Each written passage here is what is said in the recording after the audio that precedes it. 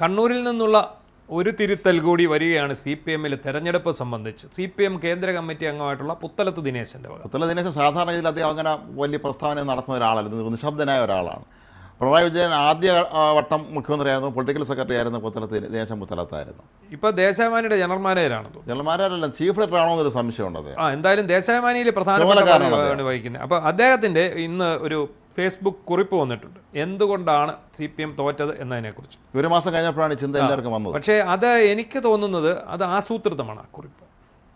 കാരണം അവിടെയും പിണറായി വിജയനെയും MV ഗോവിന്ദനെയും തൊട്ടിട്ടില്ല.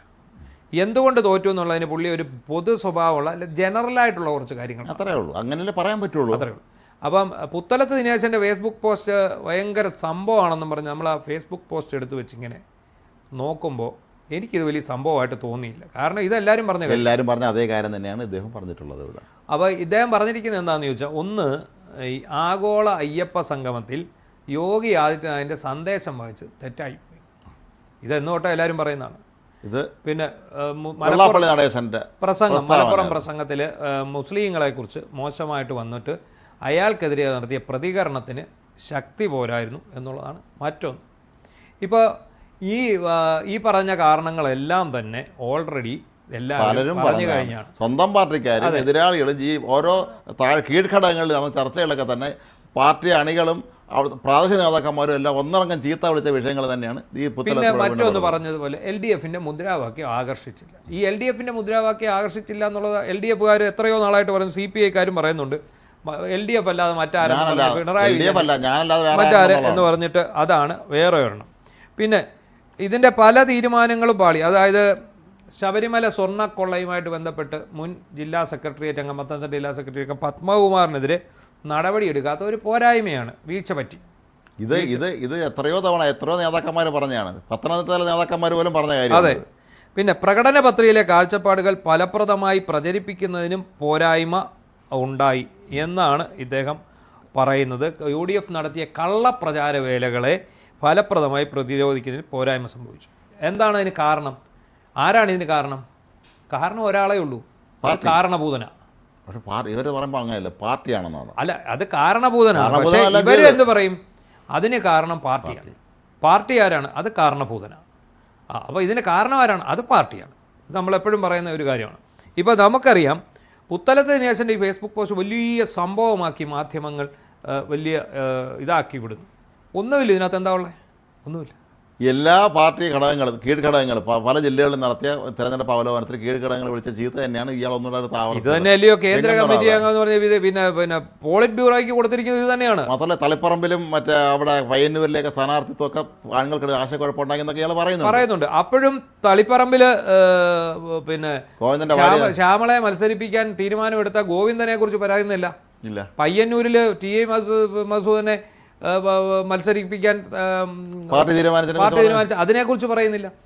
ഇവർ പറയുന്നത് എന്താണ്? വീഴ്ച പറ്റി. എന്താ, പിണറായി വിജയൻ മുഖ്യമന്ത്രി ആയിരുന്ന സമയത്ത് എല്ലാ ദിവസവും എന്താണ്, നോട്ടപ്പിശക് സംഭവിച്ചു, വീഴ്ച പറ്റി. പുള്ളി സ്ഥിരമായിട്ട് പറഞ്ഞുകൊണ്ടിരുന്ന ഒരു വാക്ക് നോട്ടപ്പിശക്. പാർട്ടിക്ക് നോട്ടപ്പിശക് ഉണ്ടായി, അല്ലെ സർക്കാരിന് നോട്ടപ്പിശക് ഉണ്ടായി, സർക്കാരിന് വീഴ്ച പറ്റി. ഈ വീഴ്ച പറ്റി എനിക്ക് ഒന്ന് 10 വർഷം കൊണ്ട് ഒരു 10,000 തവണ നമ്മൾ ഈ വീഴ്ച പറ്റി. പുത്തലത്ത് പറയാത്ത വേറൊരു കാര്യമുണ്ട്. മുഖ്യമന്ത്രിയുടെ കുടുംബത്തിന് നേരെ വന്നിട്ട് അഴിമതി ആരോപണങ്ങൾ, ജനങ്ങൾക്കിടയിൽ അവമതിപ്പ് സംശയം ഉണ്ടാക്കുന്ന കാര്യം ഇതിൽ പറയുന്നില്ല. പിണറായി വിജയന്റെ ധാർഷ്ട്യമായ നടപടികൾ വീട്ടിൽ പോയി പറയാൻ പറഞ്ഞത് മാത്രമാണ്. ആ ഒരു ഒറ്റ ഡയലോഗിലാണ് എത്ര അന്ന് ഇവരെല്ലാം ഇതിനെ ഒരു ആളുടെ വ്യക്തിപരമായിട്ടുള്ള പിന്നെ പെട്ടെന്നുള്ള ഒരു പ്രതിഷേധം എന്നൊക്കെ പറഞ്ഞെങ്കിലും ഒരൊറ്റ ഡയലോഗിലാണ് ഈ ഭരണം പോയെന്ന് ഓർത്തോണം. പണ്ട് കണക്ക് പുറത്ത് പക്ഷേ ഇത് ഭയങ്കരമല്ലേ, ഇത് ജനം മുഴുവൻ കണ്ടുകൊണ്ടിരിക്കെ ഇയാൾ വളരെ പെട്ടെന്ന് വീട്ടിൽ പോയി ചോദിക്കുക എന്ന് പറഞ്ഞു. ഇത് കേട്ടപ്പോൾ തന്നെ എന്നാൽ നിന്നെ ഞങ്ങൾ നിന്റെ വീട്ടിൽ പോയി ചോദിക്കടാ എന്ന് ഞങ്ങൾ പറയാം എന്ന് പറഞ്ഞുകൊണ്ടാണ് തിരിച്ചു പണി കൊടുത്തത്. അപ്പോൾ ഈ പുത്തലത്ത് ദിനേശൻ്റെ ഈ ഫേസ്ബുക്ക് പോസ്റ്റ് ഒരിക്കലും പാർട്ടിയെ നന്നാക്കാൻ, ഇത് പിണറായി വിജയനെയും MV ഗോവിന്ദനെയും വെള്ളയടിക്കാൻ വേണ്ടി നിയോഗിച്ചിരിക്കുകയാണ്. വൈറ്റ് വാഷിംഗ് എ ഫെൻസ് എന്നും പറഞ്ഞൊരു ഇംഗ്ലീഷ് പാഠഭാഗം പഠിച്ചിട്ട് ടോം സായർ എന്ന് പറയുന്ന നോവലിനകത്തുണ്ട്. അതിനകത്തെ പോലെ white washing a leader, white washing a കാരണഭൂതൻ, അതിനപ്പുറം ഒന്നും ഇതില്ല.